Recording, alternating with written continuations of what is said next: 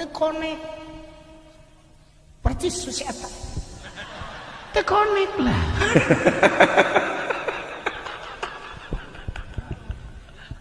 Ya Allah ya Rabb nanyakeun deui mama kalaresana mikiaina teh mama Suki abdi teh ku mama teh piwarang mandi na ieu teh mandi teh abdi teh sabulan kaduana ieu mandi bayi awak jadi pararuti kieu bahkan ieu bangunna geus jadi naon kitu ngaranna kararembu awak teh barari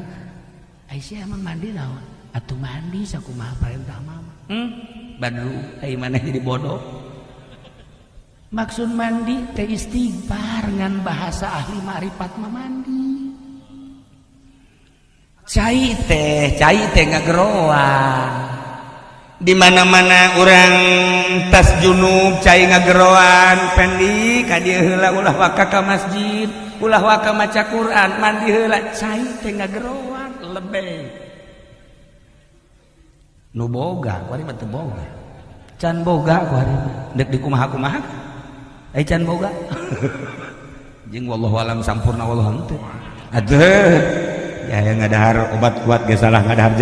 jamu klingsir di dahar salah gitu jauh makaning dua kita mah saminggu tambah mal beres-beres pajar madu kecap. Nah urang teh lamun kuari hareudang cai ngageroan di mana waktu zuhur cai teh ngageroan ka dieu wudu ku urang teh lebek teh jadi doraka ketika urang junub di geroan dan lain-lain sebagainya cai teh horenganan ngomong sumber cai sadunya emang di mana gitu sumber cai sadunya di Palestina di hiji batu gede di hadapan tanah tidinya ngalir ka laut ti laut disedot ka luhur ti luhur dihujankeun ka unggal nagara Palestina cai teh sadunya ieu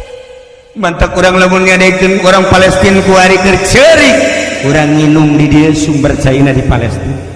Masya Allah kari ketika urang mandi kuari sangeunahna urang Palestina keur careurik ayeuna teh cai nu urang dipake teh di Palestina. Masya Allah lamun urang nyaho kana aslina cai Palestina nu kemana teh taha satu saat ke Gusti Allah cai tersebut batu tersebut bakal di stop ketika di stop hujan ketika hujan karakarasa panasna iraha tunggu memeh datang dajjal ai dajjal teh naon gitu maksudna dada jeung bujal tuh nyana mah ngadenge kos kitu teh teng atuh muring kan jatuh boga pan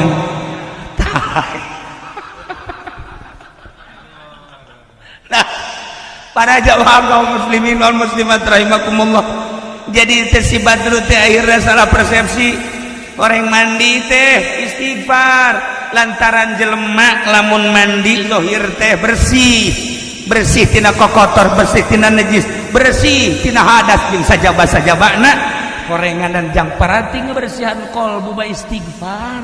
ketika urang neuleuh masjid keur mengapungun masjid haju teh daek nyumbang berarti aya kokotor di jero kolbu istighfaran geurang mulai kan eta masjid geus anggeus geus haju akal aing deuk ngabangun deuk nyumbang geus anggeus nah terjadilah berarti teh can bersih teh istighfarna teh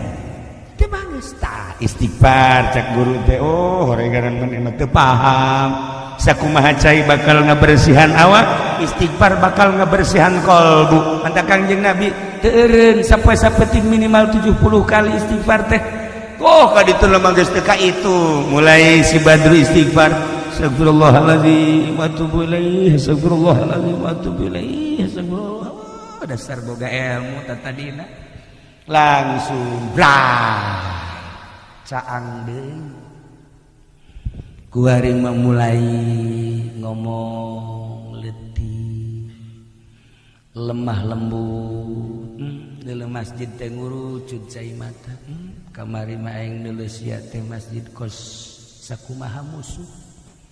teu hayang jeung teu katarik aing ka sia padahal ilmu aya nyaho aing keterangan masjid teh nyaho tapi ternyata horenganan ku poek hate mah masjid tinggal masjid ayeuna mah kabitan deuleu masjid teh lantaran masjid teh horenganan hiji syiar agama Allah bisa beda ayeuna mah deuleuan mata hate teh konek jeung mata ieu ketika neuleuh lapangan bola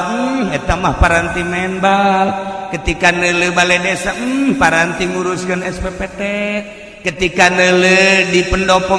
tamah paranti bupati ketika neuleuh istana paranti RI hiji ketika neuleuh majelis taklim ieulah paranti ngaji ketika neuleuh pondok pesantren ieulah paranti ngaji jurusan surga ketika neuleuh masjid horeng ieu paranti taqarrub jeung tadarruk ka Gusti Allah cekas ku istighfar mah cekas